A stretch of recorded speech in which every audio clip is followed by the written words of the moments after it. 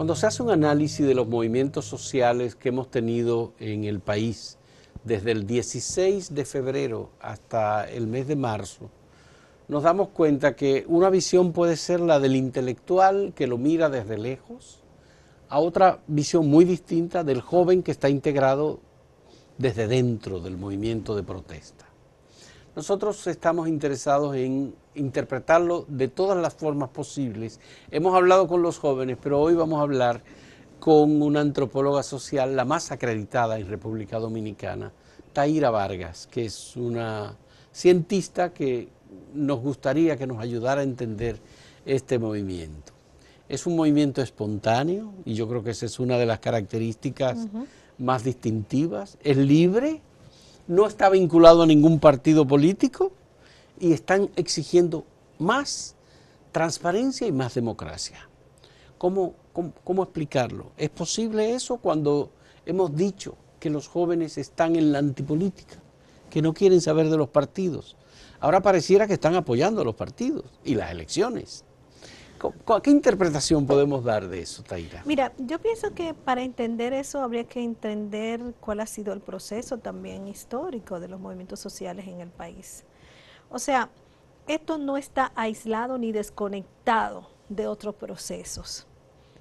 O sea, a entender que desde el 2009 en el país comenzó a darse una integración de la población joven de estratos medios, porque hay que especificar claro como el tema también de clase, Sí. que es un componente importante ahí, de estratos medios en movimientos sociales en el país, con la lucha de los haitises, ¿no? Y ese movimiento fue creciendo. No sé si te recuerdas, Sí, luego con la reforma constitucional. El tema de la cementera. Con el tema fue un tema ecológico, Loma luego Miranda. el tema que tiene que ver con la reforma constitucional, También. que fue también todo un movimiento con el tema de la reforma. Luego, dentro del movimiento de la reforma, temas que están vinculados a los derechos sexuales y reproductivos. Luego de eso, vino también un movimiento contra la corrupción. Sí, Marcha Verde. Que antes de Marcha Verde, siendo con el gobierno de Leonel Fernández, se dieron los juicios populares, ciertamente, contra la corrupción, donde el escenario era, por ejemplo, el Parque La Lira. La Lira, que es un espacio que se ocupa en el Piantini, ¿no? Sí, sí. Y se dieron también frente al tema de la ley contra la privatización de las playas, que se dio toda una concentración frente al Congreso, que fue muy peculiar, porque todo el mundo vestido en traje de baño y llevando artefactos vinculados a la playa.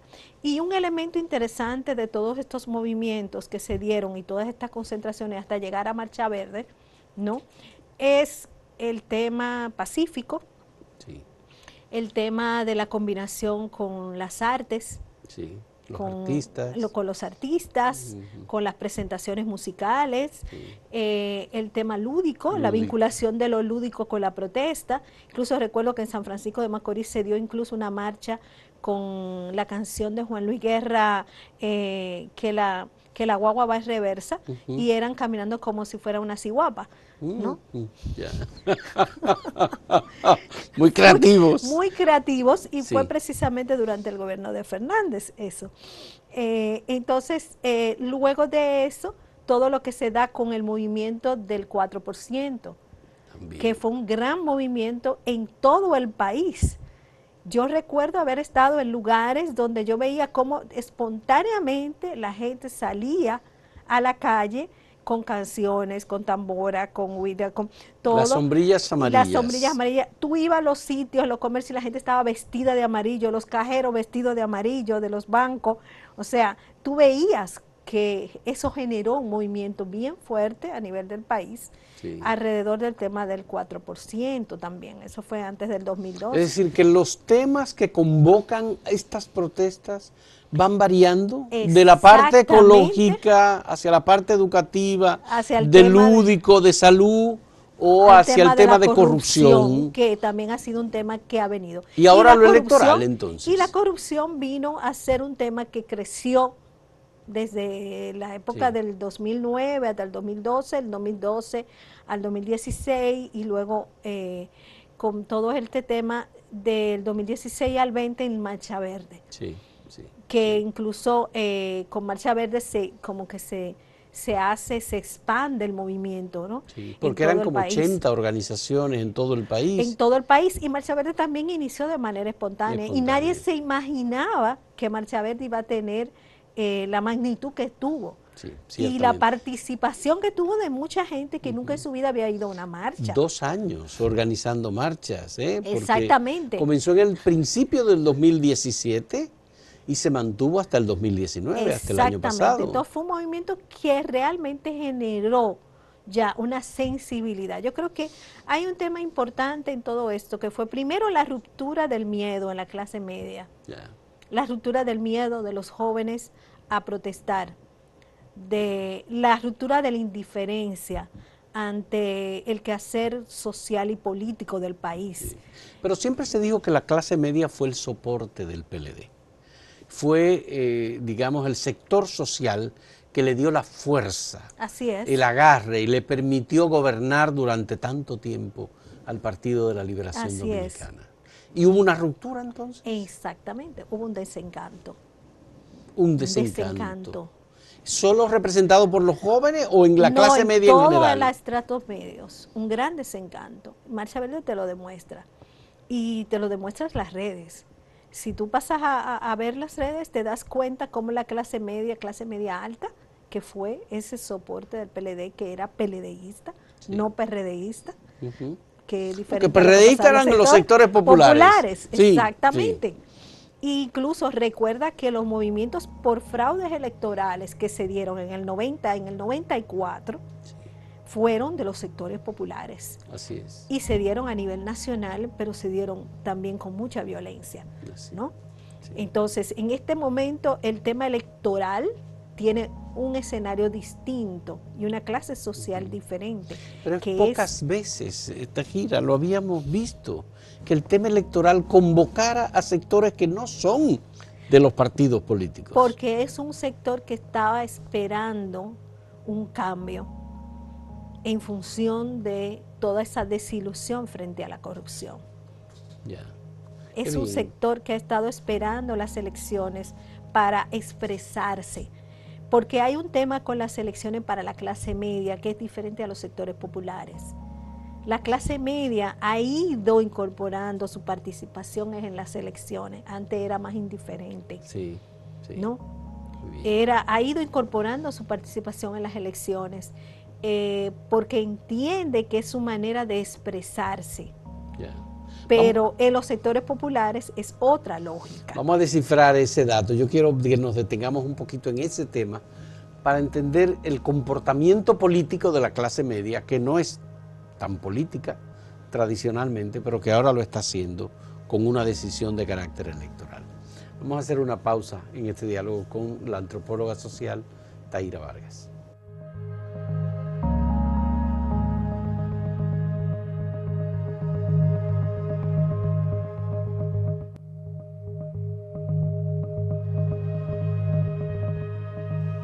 Tahira, me interesa conocer con más detalle ese criterio tuyo de que la clase media espera el proceso electoral para expresar una necesidad de cambio. Exactamente, así es. Y es lo que es el discurso que se ha manejado en las redes, ¿no? O sea, es la necesidad de un cambio, la necesidad de que cambie, sobre todo en los temas de corrupción, que son los temas que más le afectan a la clase media. Porque la clase media está atenta al tema económico y fiscal, porque son quienes pagan impuestos, aunque todos pagamos impuestos, o sea, no es solo la clase media. Lo que pasa es que los sectores populares no tienen tanta conciencia de que son parte de lo que es el erario público, ¿no? Entonces, ese aporte, sin embargo, en la clase media sí. Pero ¿por qué es que es un movimiento de jóvenes que se viste de negro como si estuviera de luto? Sí, mira, yo creo que es un movimiento de jóvenes primero porque en estas elecciones se incrementó el porcentaje de jóvenes votantes.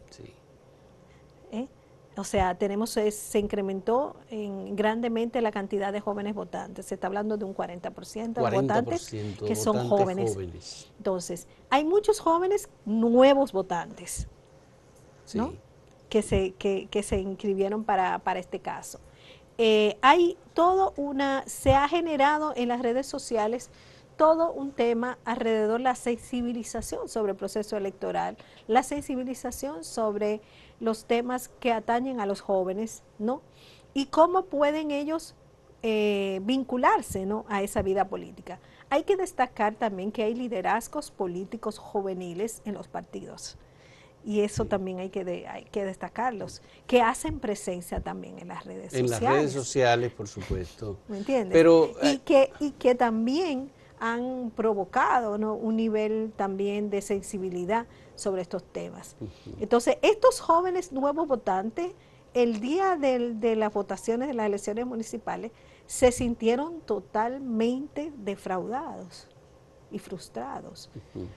El día que yo voy a tomar una decisión para votar, que podemos cambiar, ese día se interrumpen las elecciones. Yeah. Y yo recuerdo, porque yo recibí llamadas de jóvenes cercanos que me decían, no, yo me voy a lanzar y voy a hacer tal cosa y me voy a tirar y voy a irme con mi bandera. O sea, se notaba esa gran indignación en ellos, lo que no era tanto en una población adulta acostumbrada al fraude electoral. Sí. Acostumbrada.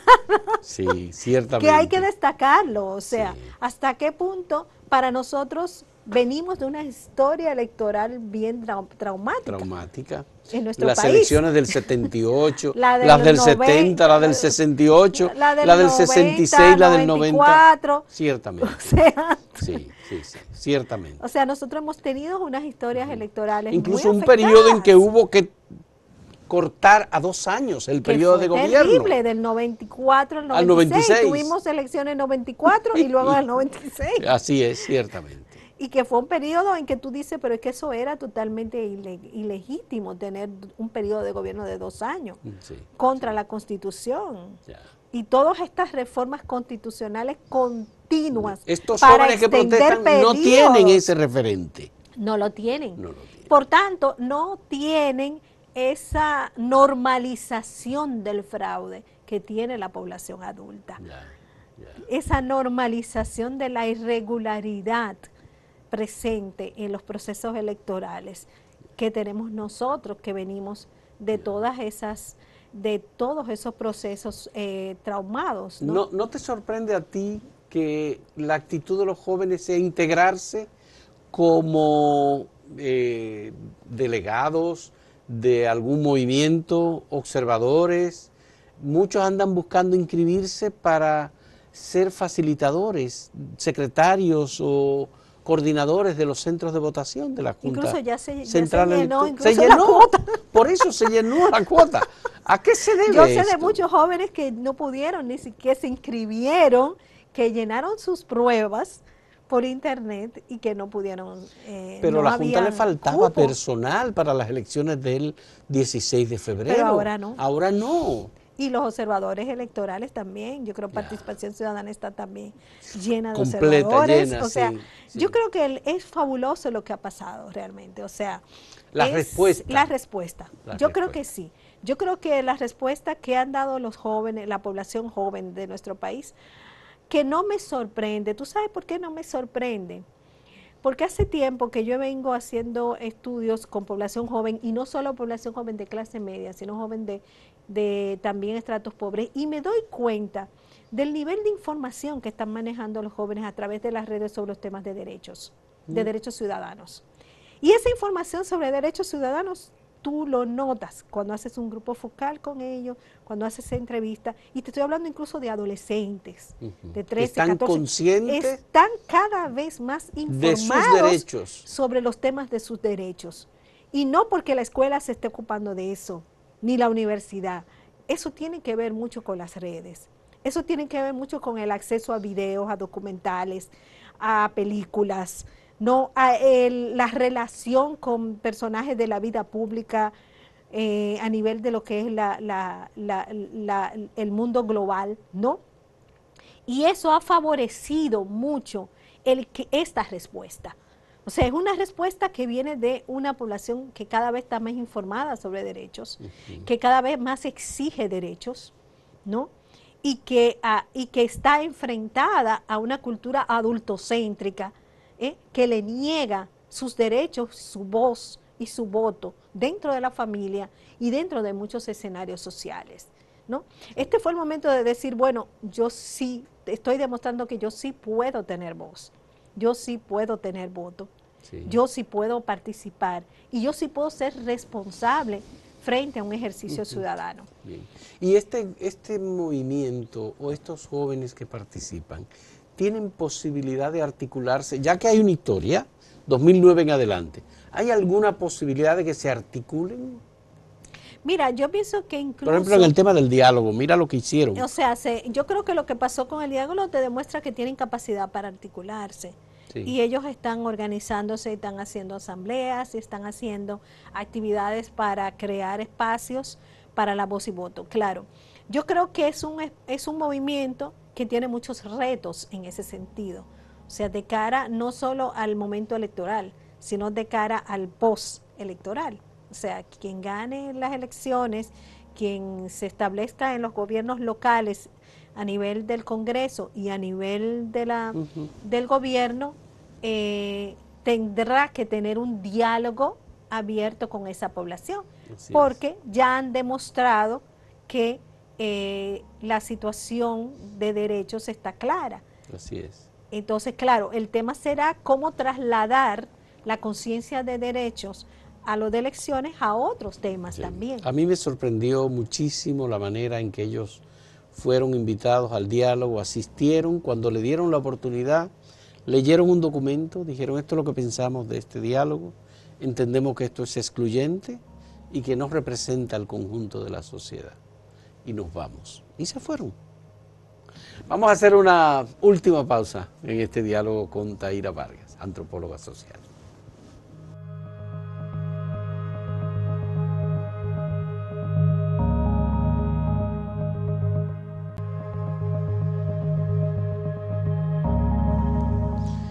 Estos jóvenes, si tienen esta posibilidad de articularse, se están reuniendo, ¿hay la posibilidad de que se transformen en un movimiento, digamos, de mayor dimensión, como ha ocurrido en otros países? Mira, hay muchas posibilidades, pero también hay muchos desafíos en ese sentido, porque dentro de esos grupos de jóvenes hay jóvenes que pertenecen a diferentes partidos políticos. Sí. Sí. Entonces ahí vienen los retos del protagonismo. Sí. Entonces, ¿qué pasó con Marcha Verde? O sea, hay una lección con Marcha Verde, y no solo con Marcha Verde, con muchos otros movimientos anteriores, con respecto al proceso de politización de un movimiento. Sí. Cuando se va a la politización del movimiento en nuestro país, lamentablemente los movimientos se dividen. Sí. Y se generan escisiones internas que los debilitan. Entonces, mantenerse como un movimiento social favorecería a ser un interlocutor directo con las autoridades, con los gobiernos locales, con el Poder Ejecutivo. Digo, desde mi forma de pensar, ¿no? ¿Hay alguna posibilidad de que estos jóvenes, por ejemplo, sean entendidos por el liderazgo político?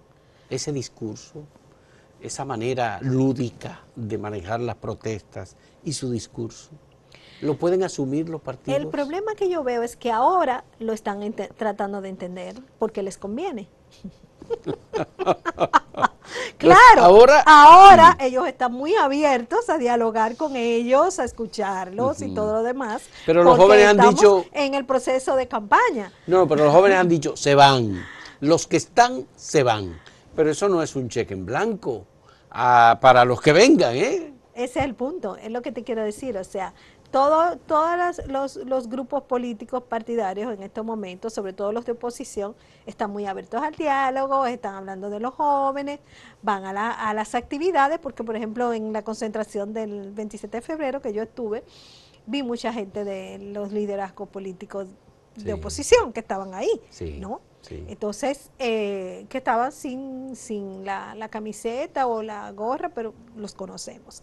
Entonces, realmente eso se podrá mantener luego que haya lleguen al gobierno, lleguen a ser autoridad, lleguen al gobierno local o lleguen a ser al Congreso o lleguen al Poder Ejecutivo, a la presidencia.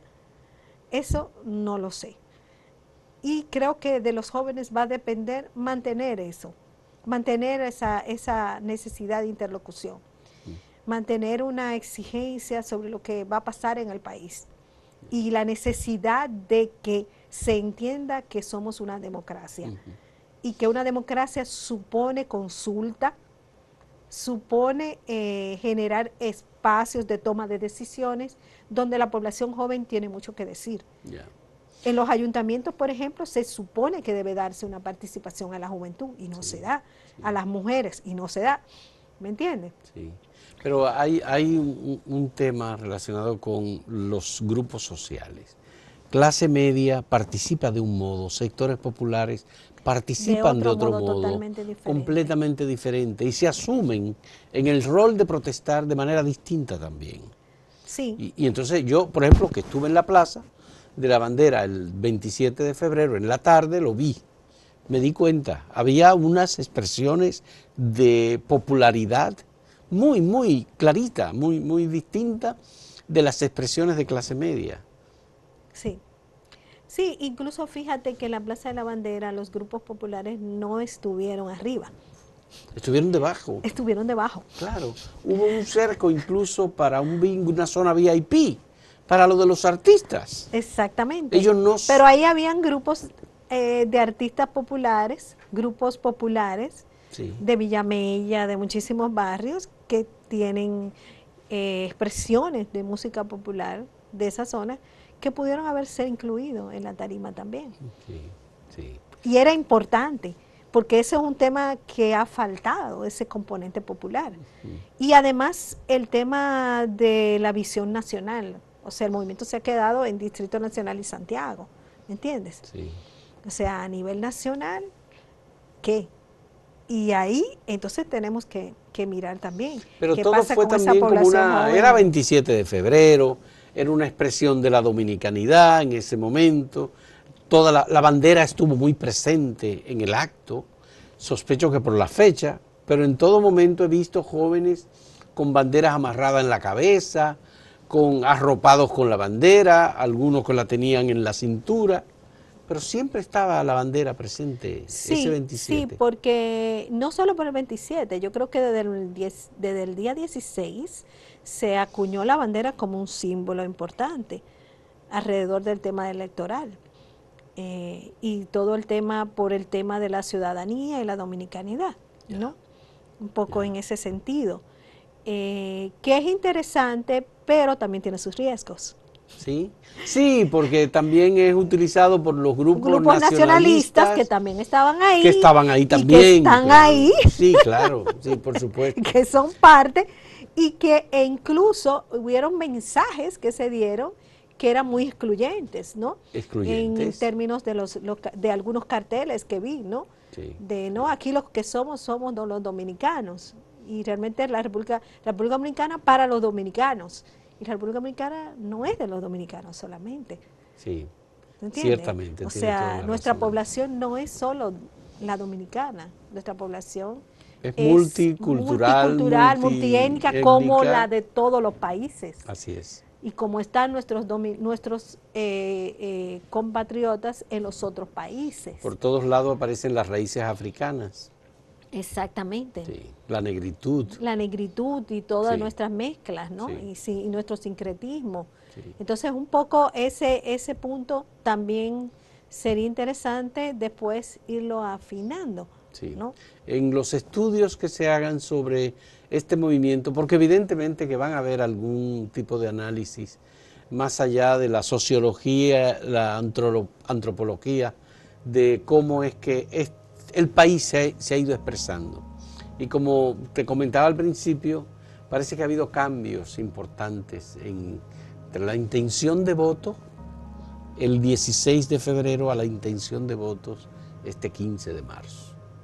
Yo creo que todo lo que hemos vivido en un mes ha sido suficientemente revolucionario como para que notemos que hay un cambio. Claro que sí. La intención de voto y la visión del ejercicio ciudadano también. Sí. De lo que implican las elecciones. Y el tema de los derechos. Y el tema de los derechos. Claro, claro. Evidentemente, tú tienes razón cuando tú dices que hay una indignación y una ruptura con el gobierno y con el Partido de la Liberación Dominicana. Sí, sobre todo por la clase media. Clase media. Es bueno especificar eso. Clase media. Muchas gracias a Taira Vargas, antropóloga, amiga nuestra, colaboradora aquí en Acento, por aceptar este diálogo. Ella hace los estudios más extraordinarios y maravillosos que describen cómo es la antropología social desde diferentes sectores, pero muy especialmente desde los sectores populares en República Dominicana. Muchas gracias, Taira. Gracias a por ti. la compañía, y gracias a ustedes igualmente por acompañarnos.